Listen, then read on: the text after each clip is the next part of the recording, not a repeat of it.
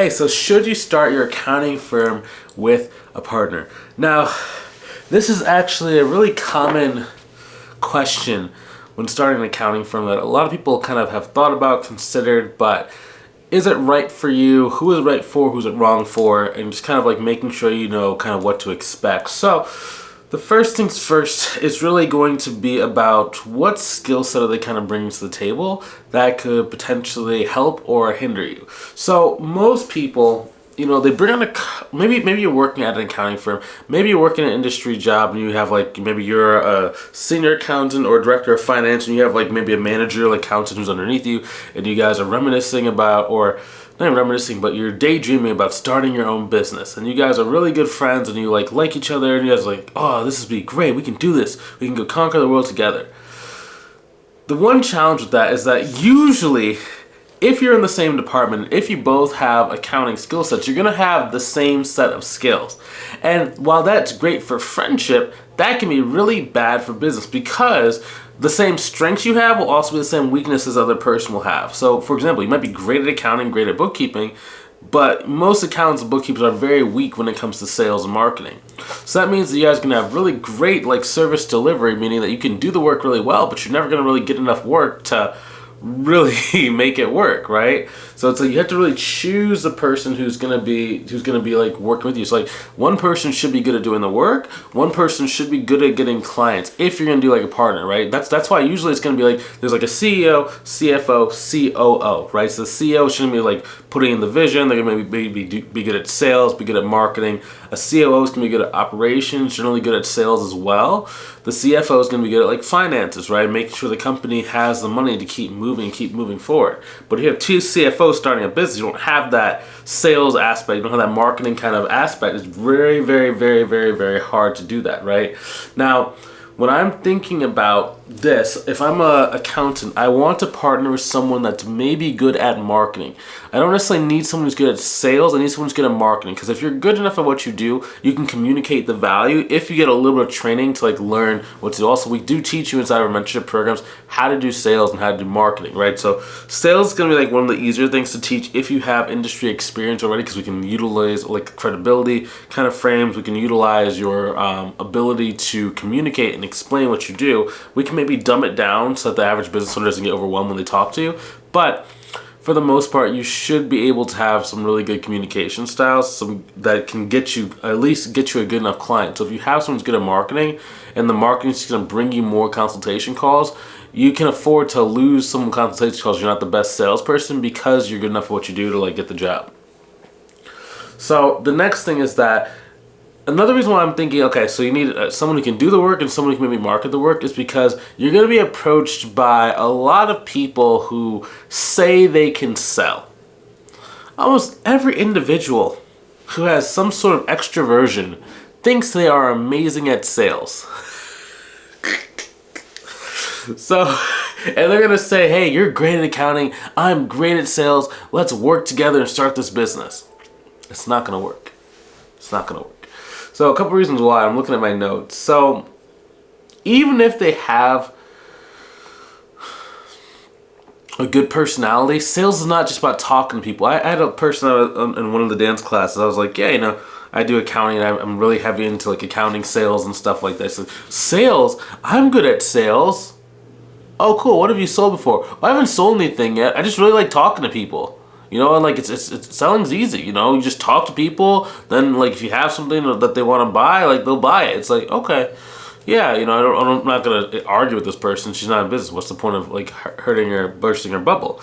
But that's not sales, especially not if you're dealing with very, very high level business owners. Oftentimes they want to be the ones doing the talking and telling you what to do. So if you're the one talking, they're gonna be very, very annoyed. I was talking to this guy yesterday, he was thinking about potentially working with our mentorship program, and he was I'm so good at sales. He even had a sales job. But after listening to 5 to 10 minutes of this guy talk, I'm this guy is terrible at sales. How can I tell? So,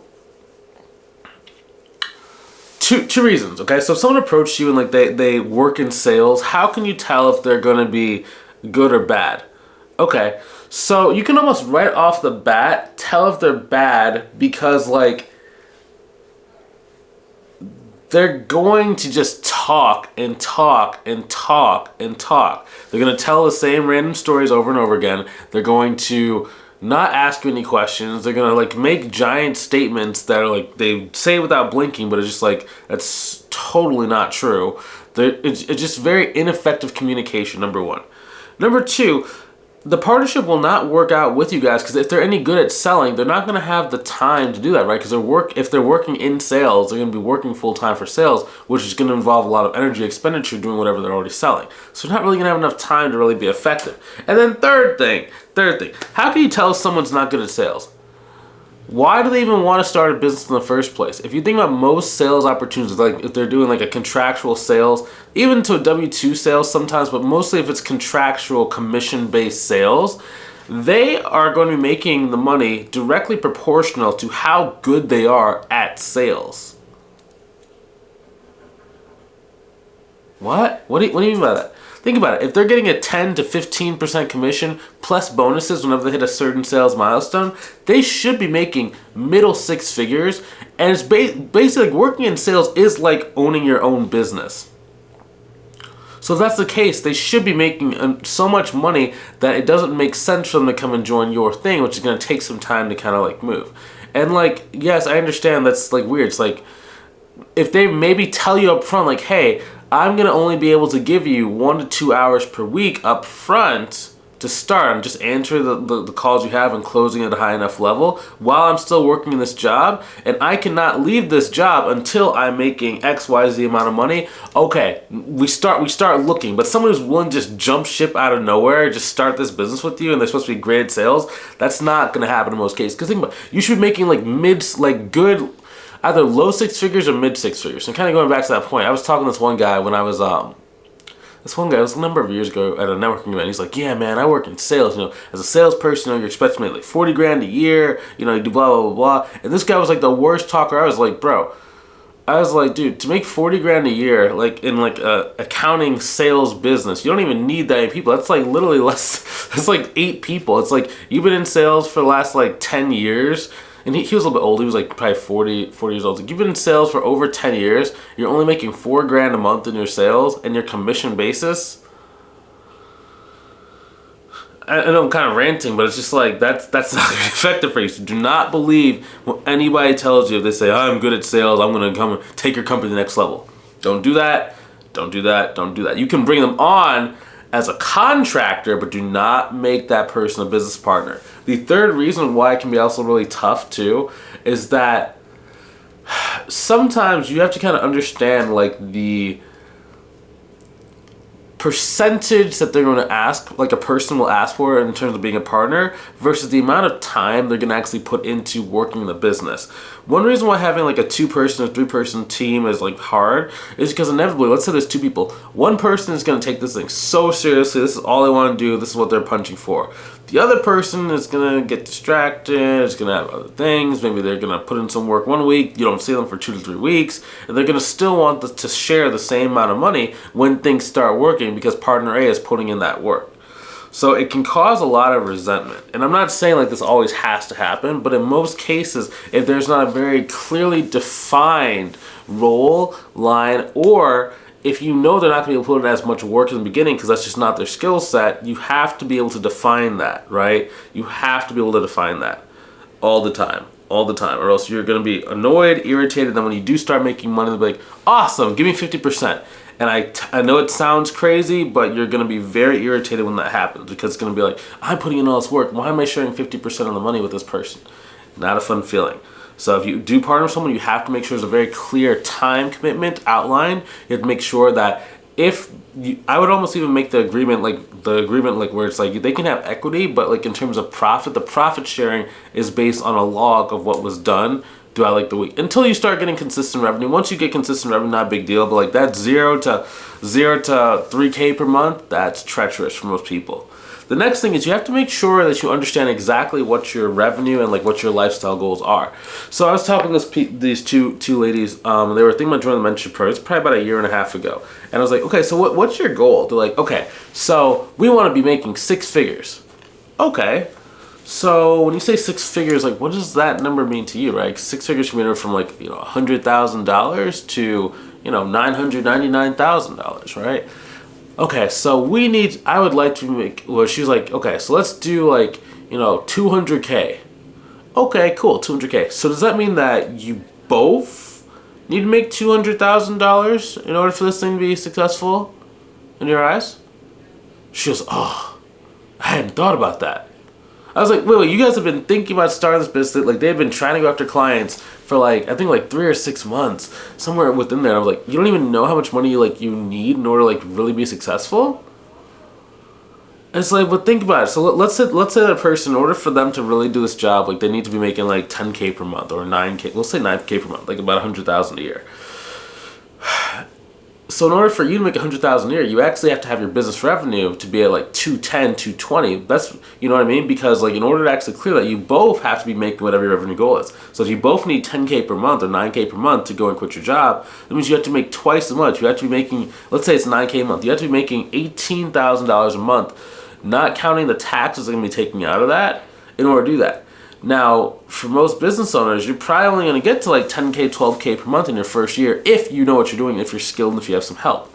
So to think that you're going to make twice as much money, you're actually going to make, 18K per month within 12 months, and you're both not very good at marketing and sales, that actually makes it twice as hard for you to ever be able to leave your job. So it's you gotta know what your goals are, and you gotta say, is this reasonable at our current skill level, the amount of clients we have, and the time frame we have to actually get this thing off the ground? Because for them, it was not realistic. Now, I ended up deciding not to work with them just because the goals they had were just very unrealistic with the amount of work ethic they were gonna put into it. Because they were both it just wasn't a good match. And sometimes for our mentorship program, I will turn down people who is not a really great match. It was just the work ethic and the fact they hadn't really thought about their goals. It's that's not gonna be the best grouping of people. So I think actually one of them ended up coming back, and she basically stopped talking to the business partner because the business partner really wasn't doing anything, and then we started working on it. But for the 2-person team, there was no way I was gonna work with both of them because they both of them together was just not gonna make any progress. Not make any progress. So it's you have to really be aware of these different things. What skill sets are being brought to the table?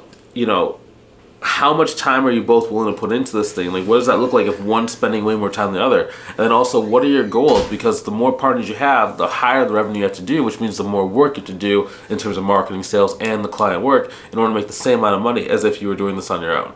Okay. Now, I do not mind bringing on contractors and friends once my business is successful, but to get it to be successful, you need to be able to kind of have that freedom of choice of yourself, and then you can even.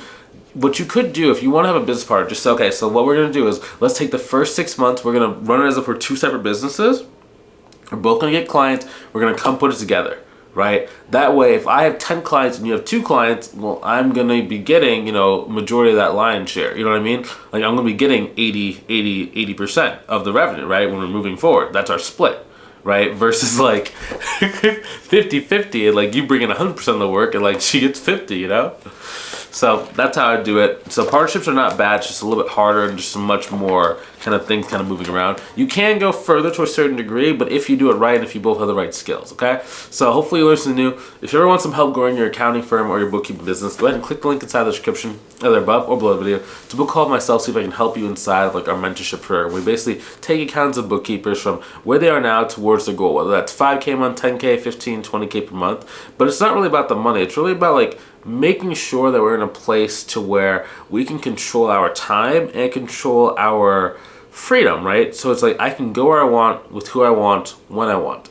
And I can really control my life, and I don't have to make choices. I don't have to say, should I go to work today, or should I go, to my kid's baseball game? Should I, go take a vacation now, or should I, not, because I only have 2 weeks of vacation time, right? Having those choices to control your life really is what we teach inside our mentorship program. So that's something you want to learn more about. Click the link inside the description, book the call. Let's see if I can help you out inside that program, okay? I'll talk to you soon. Have a good rest of your day. Take it easy.